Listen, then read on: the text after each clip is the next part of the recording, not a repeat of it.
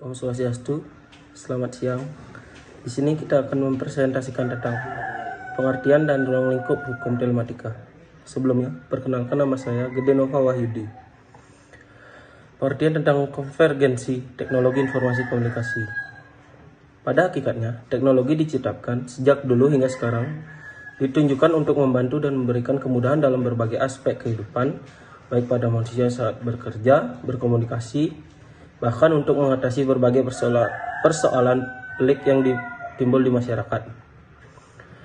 TIK tidak hanya membantu mempermudahkan manusia, tapi juga menawarkan cara-cara baru dalam melakukan aktivitas tersebut sehingga dapat mempengaruhi budaya masyarakat yang sudah tertanam sebelumnya. Di dalam bahasa Indonesia, dikenal dengan telematika. Kata telematika berasal dari istilah bahasa Prancis yaitu telematique, yang merujuk pada bertemunya sistem jaringan komunikasi dengan teknologi informasi.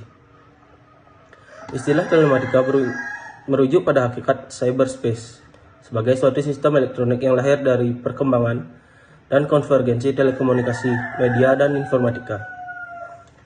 Konvergensi berhubungan dengan teknologi informasi dan komunikasi atau TIK.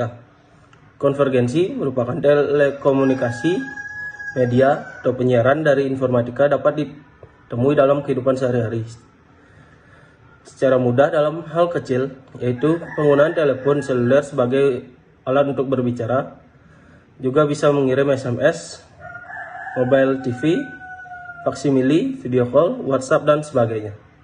Ini merupakan salah satu hal yang menjadi domain telekomunikasi, media maupun informatika, karena batas-batas ketiganya kian kabur.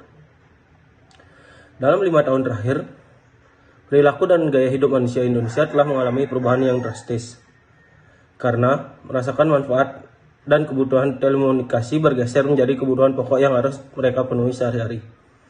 Istilah teknologi informasi itu sendiri merujuk pada perkembangan teknologi perangkat-perangkat pengolahan informasi.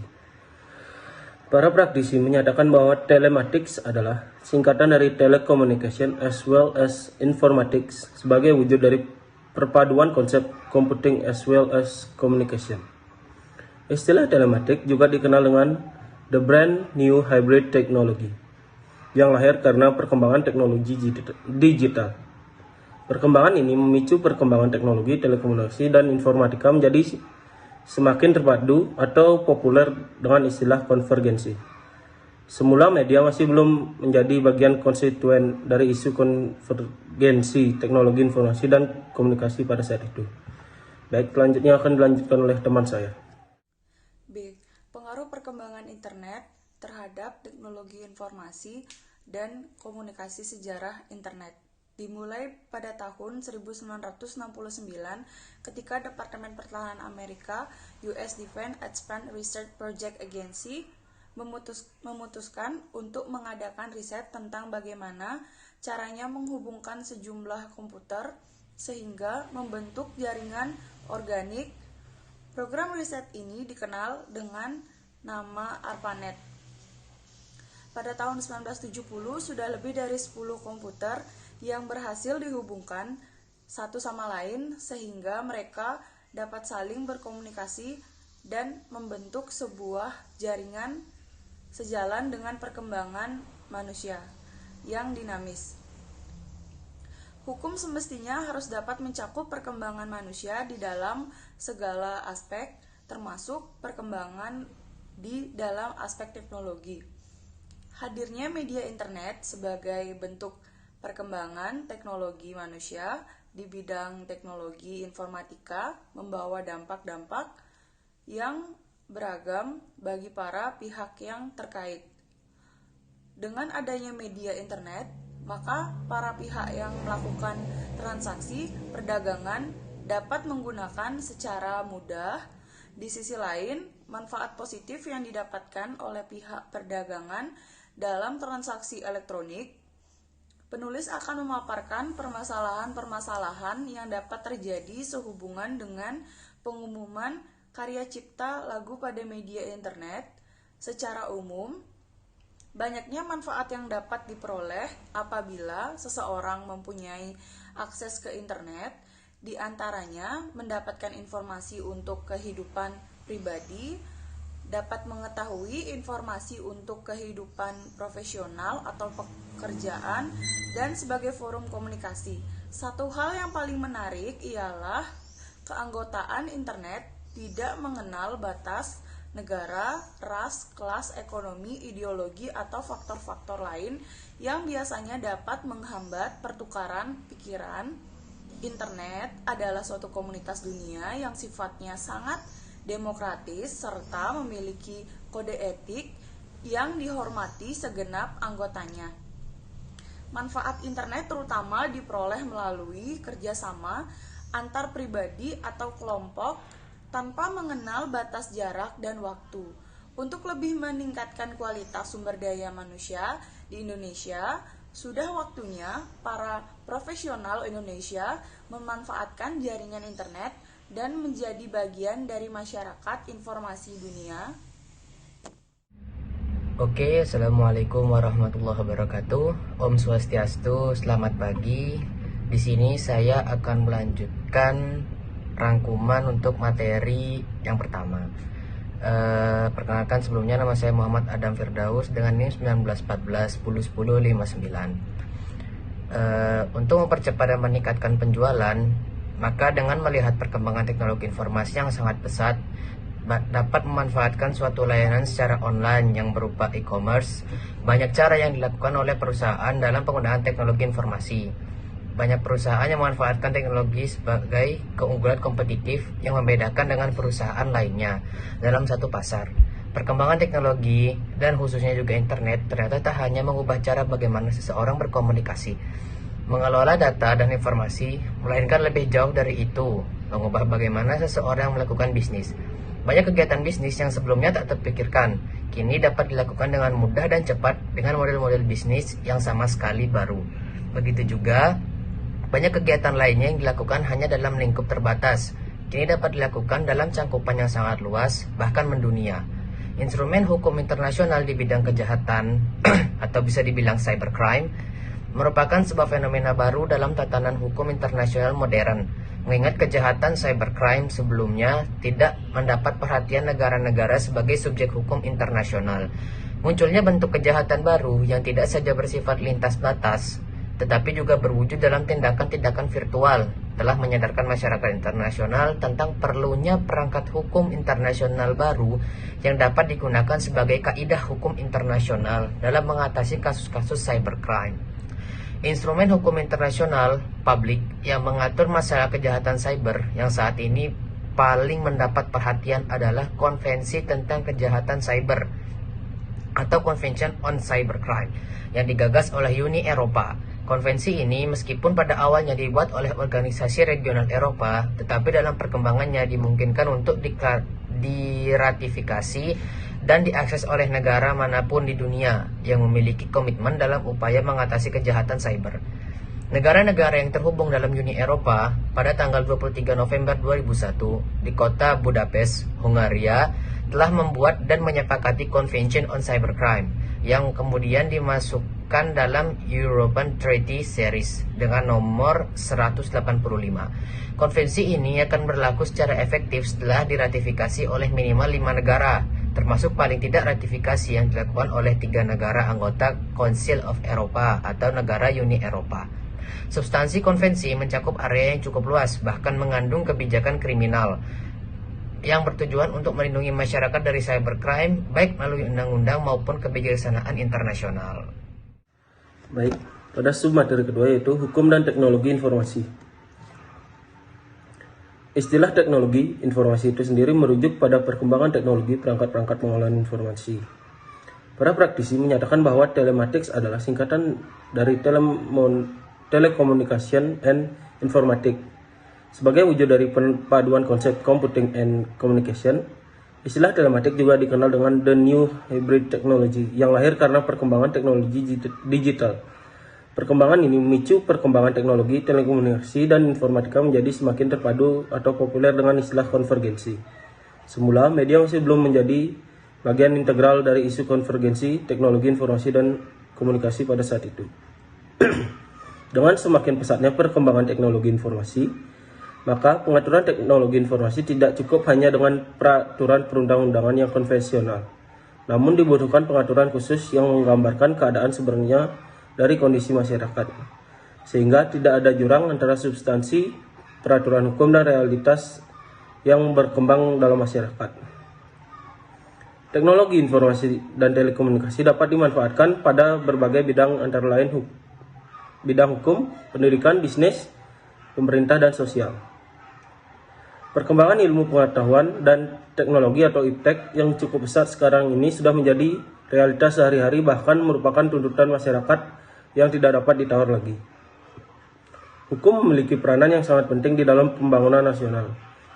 Adalah bagaimana peranan hukum dalam memperbarui cara berpikir dan merubah sikap hidup masyarakat Indonesia yang sedang dalam masa peralihan dari situ masyarakat yang statis menuju masyarakat yang dinamis dalam bidang hukum. Tindak pidana atau kejahatan ini adalah sisi paling buruk dalam kehidupan modern dari masyarakat informasi akibat kemajuan pesat teknologi dengan meningkatnya peristiwa kejahatan komputer, pornografi, terorisme digital, perang atau informasi sampah, bias informasi, hacker, cracker, dan sebagainya. Dampak positif dari pemanfaatan teknologi informasi dan telekomunikasi antara lain yaitu yang pertama, berbagi hasil-hasil penelitian yang dimuat dalam internet akan mudah dimanfaatkan oleh orang lain di segala penjuru dunia dengan cepat. Yang kedua, konsultasi dengan para ahli di bidangnya dapat dilakukan dengan mudah walaupun ahli tersebut berada di tempat yang sangat jauh. Yang ketiga, perpustakaan online yaitu perpustakaan dalam bentuk digital. Keempat, diskusi online yaitu diskusi yang dilakukan melalui internet. Dan yang kelima, kelas online atau aplikasi kelas online dapat digunakan untuk lembaga-lembaga pendidikan jarak jauh seperti universitas dan sekolah-sekolah terbuka. Terima kasih. Selanjutnya akan dilanjutkan oleh teman saya. B. Aspek internasional teknologi informasi cyber law adalah aspek hukum yang istilahnya berasal dari cyberspace law yang ruang lingkupnya meliputi setiap aspek yang berhubungan dengan orang perorangan atau subjek hukum yang menggunakan dan memanfaatkan teknologi internet yang dimulai pada saat mulai online dan memasuki dunia cyber atau maya. Pada negara yang telah maju dalam penggunaan internet sebagai alat untuk memfasilitasi setiap aspek kehidupan mereka, perkembangan hukum dunia maya sudah sangat maju. Sebagai kiblat dari perkembangan aspek hukum ini, Amerika Serikat merupakan negara yang telah memiliki banyak perangkat hukum yang mengatur dan menentukan perkembangan cyber law. Kegiatan cyber meskipun bersifat virtual dapat dikategorikan sebagai tindakan dan perbuatan hukum yang nyata. Secara yuridis untuk ruang cyber sudah tidak ada tempatnya lagi untuk mengangkat maupun mengkategorikan sesuatu dengan ukuran dan kualifikasi hukum konvensional untuk dapat dijadikan objek dan perbuatan. Sebab jika cara ini yang ditempuh akan terlalu banyak kesulitan dan hal-hal yang lolos dari jerat hukum. Berdasarkan hal tersebut, ada beberapa asas-asas cyber law, di antaranya yang pertama subjektif territoriality, yaitu keberlakuan hukum ditentukan berdasarkan tempat perbuatan dilakukan dan penyelesaian tindak pidananya dilakukan di negara lain. Yang kedua, objective territoriality, bahwa hukum yang berlaku adalah hukum di mana akibat utama perbuatan itu terjadi dan memberikan dampak yang sangat merugikan bagi negara yang bersangkutan. Yang ketiga, nationality, yaitu negara mempunyai jurisdiksi untuk menentukan hukum berdasarkan kewarganegaraan pelaku. Yang keempat, passive nationality, yang menekankan jurisdiksi berdasarkan kewarganegaraan korban. Yang kelima, protective principle, yang menyatakan keberlakuan hukum didasarkan atas keinginan negara untuk melindungi kepentingan negara dari kejahatan yang dilakukan di luar wilayahnya, yang umumnya digunakan apabila korban adalah negara atau pemerintah. Yang keenam, universality. Asas ini selayaknya memperoleh perhatian khusus terkait dengan penanganan hukum kasus-kasus cyber. Asas ini disebut juga sebagai Universal Interest Jurisdiction. Pada mulanya, asas ini menentukan bahwa setiap negara berhak untuk menangkap dan menghukum para pelaku pembajakan. Nah, dengan berkembangnya sistem bisnis e-commerce di Indonesia, diperlukan berbagai peraturan dan regulasi untuk menghadirkan aturan main yang jelas dan memberikan kepastian hukum kepada para pelaku usaha bisnis e-commerce di Indonesia. Pada tahun 2014, pemerintah Republik Indonesia telah mengeluarkan peraturan perundang-undangan yang mengatur bisnis e-commerce di Indonesia dengan terbitnya Undang-Undang Nomor 7 Tahun 2014 tentang perdagangan. Dalam hal ini, cyber law mungkin dapat diklasifikasikan sebagai rezim hukum tersendiri karena memiliki multi aspek seperti aspek pidana, perdata internasional, administrasi, dan kekayaan intelektual. Ruang lingkup yang cukup luas ini membuat cyber law bersifat kompleks, khususnya dengan berkembangnya teknologi dengan kemajuan teknologi masyarakat dapat memberi kemudahan untuk berkomunikasi dan berinteraksi dengan dunia. Seiring dengan kemajuan ini pun menimbulkan berbagai permasalahan, antara lainnya kejahatan-kejahatan tipe baru khususnya yang menggunakan media internet yang dikenal dengan nama cybercrime. Seperti contoh di atas, cybercrime ini telah masuk dalam daftar jenis kejahatan yang sifatnya internasional berdasarkan United Nations Convention Against Transnational. Salah satunya dalam kegiatan perdagangan secara elektronik, maka peraturan ini dijadikan dasar hukum penyelenggaraan perdagangan melalui sistem elektronik atau bisa dibilang PMSE.